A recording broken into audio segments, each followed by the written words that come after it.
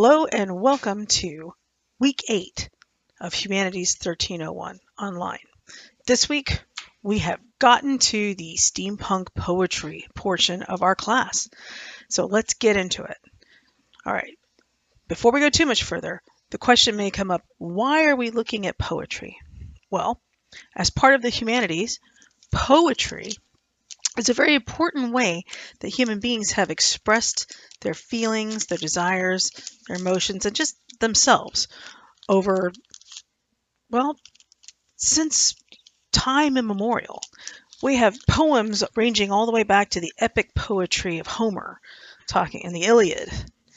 Um, and we have the first written English stories, uh, like Beowulf, which was also an epic poem.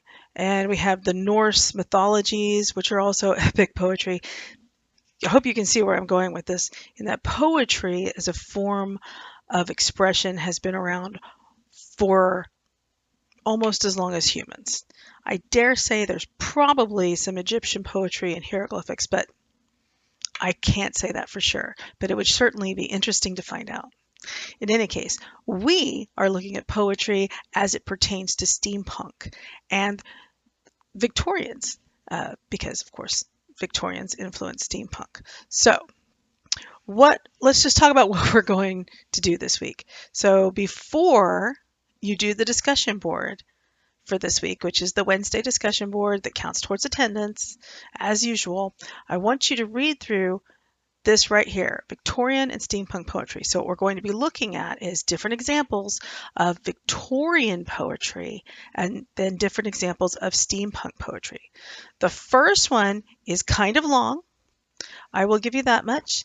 It's called Goblin Market by Christina Rossetti, and she is a wonderful example of an excellent Victorian poet. I would suggest clicking on here to see it. This gives you a biography of Christina Rossetti. She was important to the Victorian movement in that she was one of the first true feminists that most people don't talk about.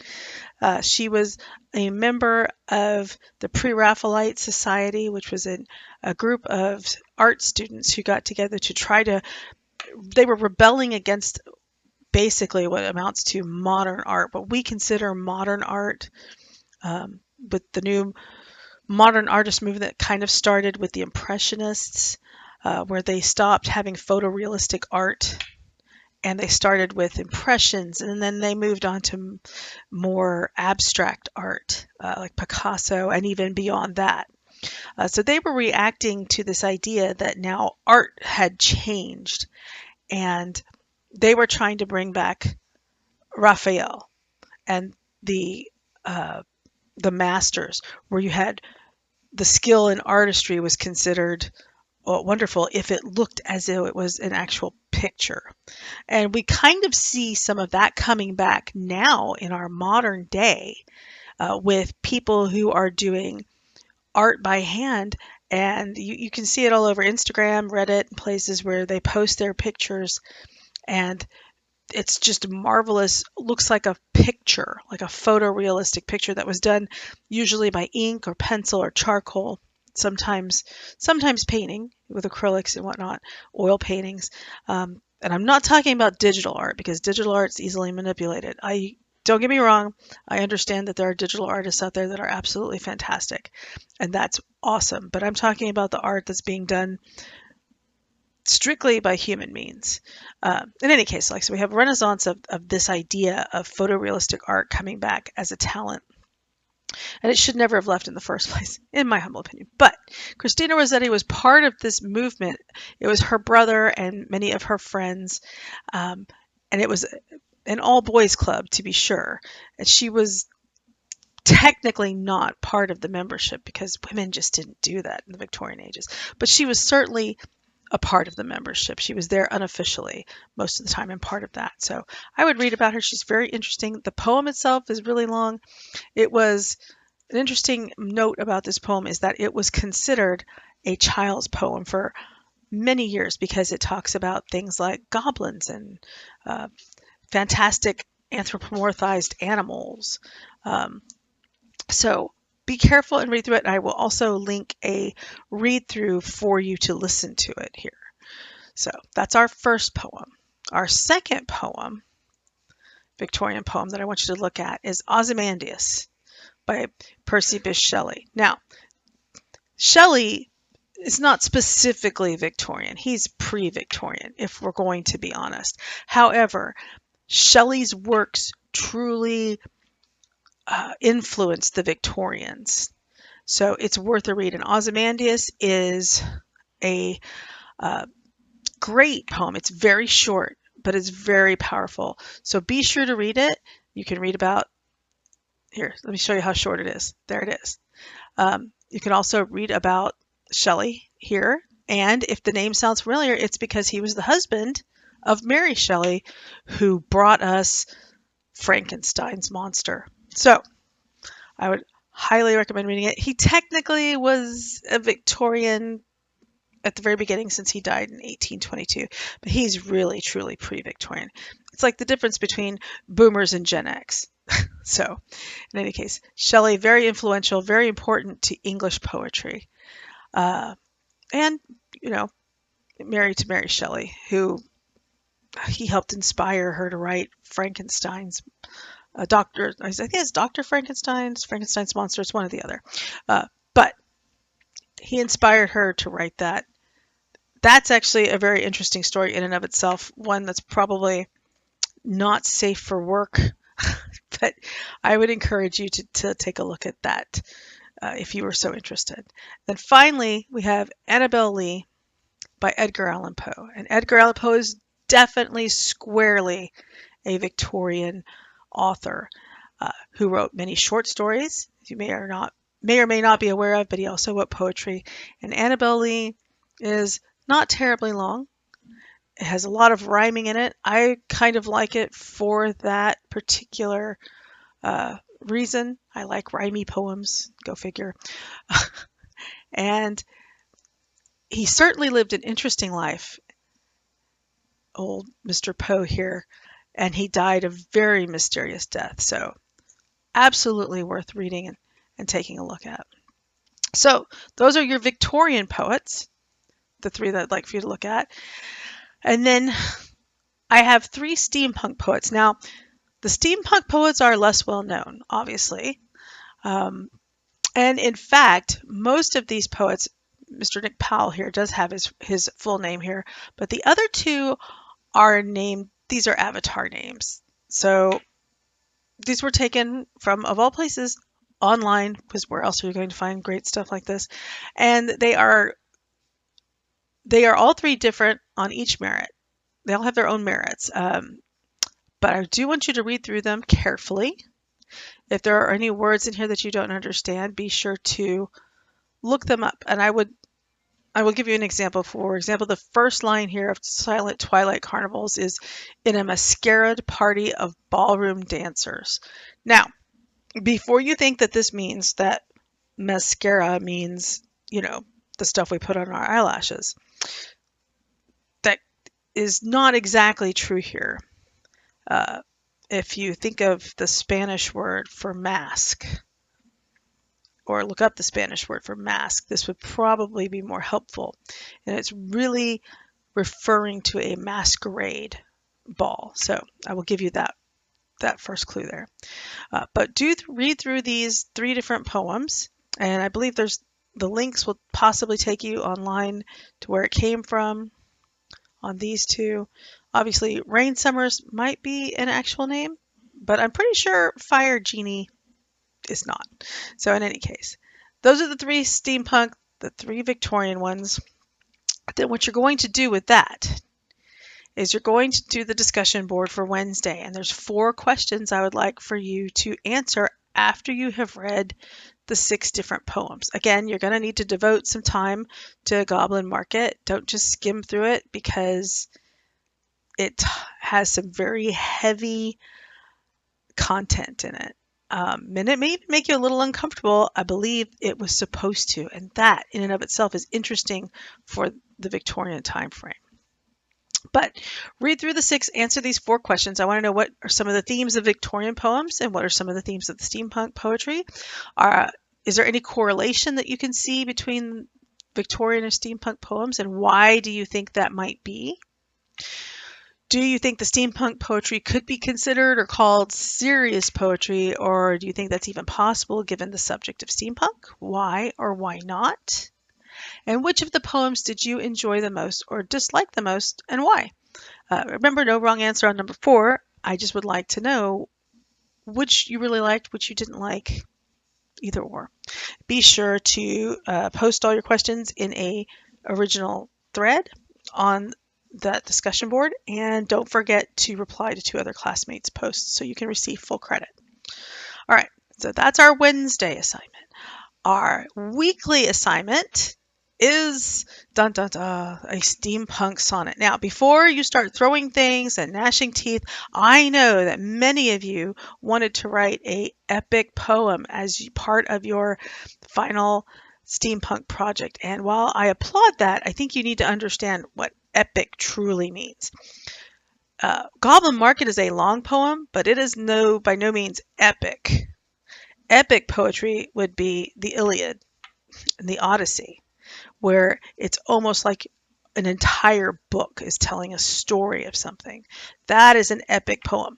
I would venture to say that Beowulf is an epic poem, and some of the Norse mythologies could also be considered epic. The Elder Edda would be considered epic. So before you start thinking that you are going to write this epic poem, remember the difference between the connotation and the denotation of epic.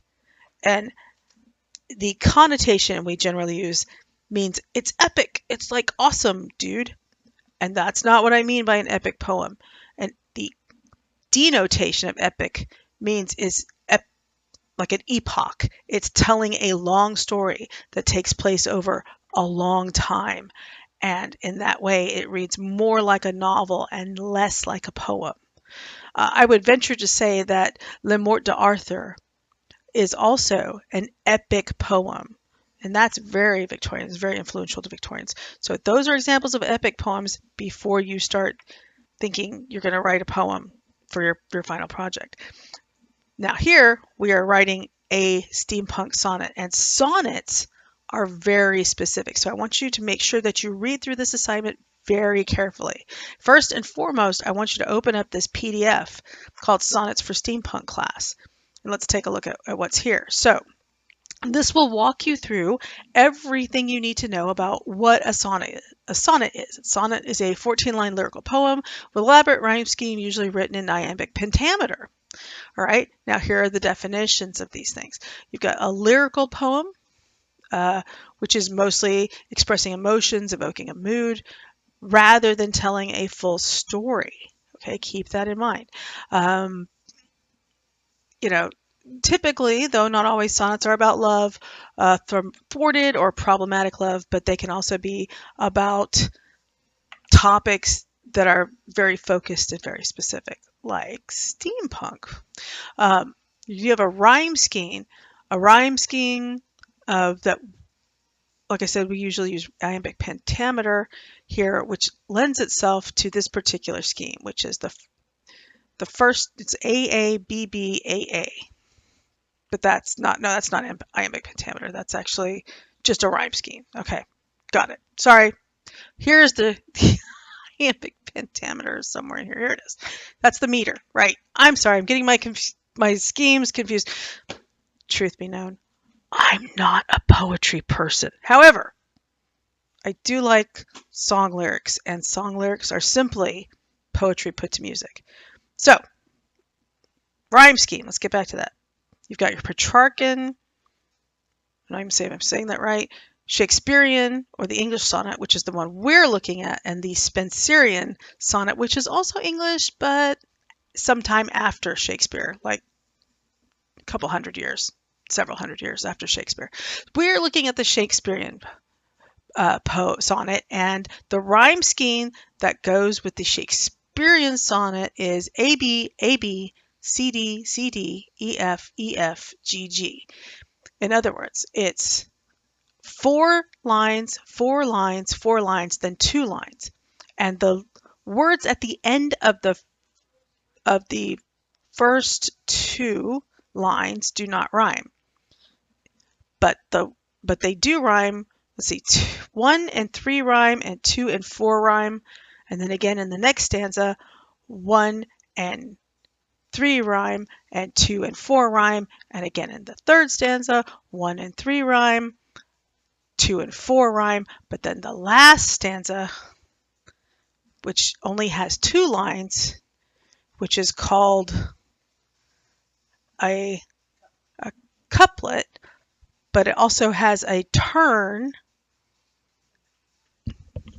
which is the volta, and I'm sure that's on here somewhere. I just tried to remember it off the top of my head. Again, not a poetry person. But the volta usually means there's a turn. So you've got 3 stanzas of a particular subject, and then the volta is where it suddenly can go a different direction. Like you might think that the first 3 lines are all about one topic or one specific thing about a topic, but then the last 2 lines turns it all around on its ear. Shakespeare really liked to do that sort of thing. Now, talking about iambic pentameter. Iambic pentameter is the meter in which the poem is written, but it's also, believe it or not, the way we often speak in English, particularly. We tend to speak in iambic pentameter, and we tend to like to hear things in iambic pentameter. And I'm going to let you guys read about this because I'm afraid I'm going to stress the wrong syllable. So that would be terrible. There's more helpful terms about poetry: conceits, couplets, which we talked about, 2 rhyming lines of poetry, an octave, a quatrain, a sestet. The speaker is the voice in the poem, but it's not always the actual poet. It's interesting to think about. This is particularly true for Shakespeare, as he was often paid to write poems for other people about topics that had nothing to do with him. He was, by trade, a writer, and this is what he did. When somebody wanted something very romantic to say to or for somebody, they might go to a playwright or a writer, somebody who did this for a living, who was a wordsmith, such as Shakespeare himself. Now, I wanted to address the idea that Shakespeare didn't necessarily write all these things, which I find to be poppycock. There's no evidence for that. There's no evidence that he did write all of it other than his name is on all of these things. But there's also no real evidence for the Francis Bacon conspiracy theory or the Marlowe conspiracy theory. So before y'all come at me with Shakespeare was a conglomeration of other people, I say to you, no. So for purposes of our class, we're going to consider Shakespeare to be a genius, okay? Because they do exist. And I'm a Shakespeare apologist, but I just don't think we don't really have time or room to argue this one. So if you really want to get into that, you can take a look at it yourself. Then finally, here's some devices regarding poetry, different things that you can take a look at. And then finally we have the famous sonnet that everybody uses as an example for what an English or Shakespearean sonnet is. And I actually have it too. It's down here. In any case, it's 18, right? I was going to say number 8, but no, it's number 18. In any case, be sure to read through that first. Now, your assignment's going to be to write a sonnet with with steampunk themes, sorry. A Shakespearean sonnet with steampunk themes. There we go. I said it correctly. No, I'm not going to edit this. I'm sure y'all will find it amusing. In any case. And you're going to be expected to adhere to some of the traditional forms of the sonnet. And I've put them here. I've ferreted them out, and the ones in bold are really the ones I want you to really use. And so it should be 14 lines. 3 stanzas of 4 lines each following that rhyme scheme. A, B, A, B, C, D, C, D, E, F, E, F, G, G. In other words, the last words will rhyme with every other uh, line, at least in each stanza. Now, the stanzas don't have to rhyme from stanza to stanza, just the last words of each line of these. One couplet at the end, so that means that the 2 lines at the end, usually a juxtaposition or a turn, that's the volta, and it's going to subvert your reader's expectations. That's the best way of putting it in terms I think everybody can understand. The rhyme scheme, staying on topic about steampunk, describing an aspect of the steampunk lifestyle or an aesthetic, or if you think you could manage to tell a story in the 4 stanzas, or that would be okay too. Other things to keep in mind are syllabic pattern. 10 to 8 syllables per line is common, but not absolutely necessary for this. Again, I don't expect you guys to write absolutely perfect poetry. I want you to try your best. Just try your hand at this. A, C, and E lines have the same number of syllables. B, D, and F have the same number of syllables within 3 syllables of the length of the other lines. G, G has the same number of syllables within 3 syllables of the other lines. Again, this is important for a Shakespearean poem, but not so much for our purposes. And then I've also included here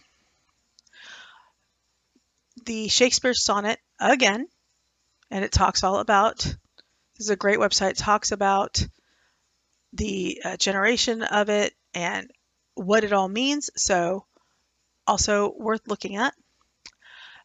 Sonnets for Dummies, how to write a sonnet. Again, more of the same information I've given to you, but perhaps in a different way that can be helpful. And then finally, how to write a sonnet here,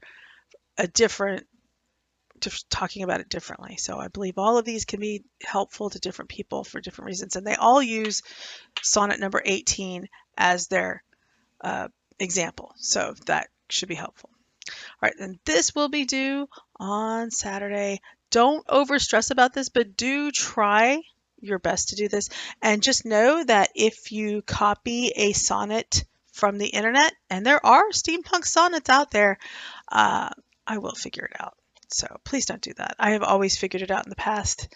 This will be no exception this time. So please try to come up with your own creative take, and don't go to any of the various and sundry places on the internet to copy one that's already been written or have one written for you. All right, it's not that much of a high stake assignment.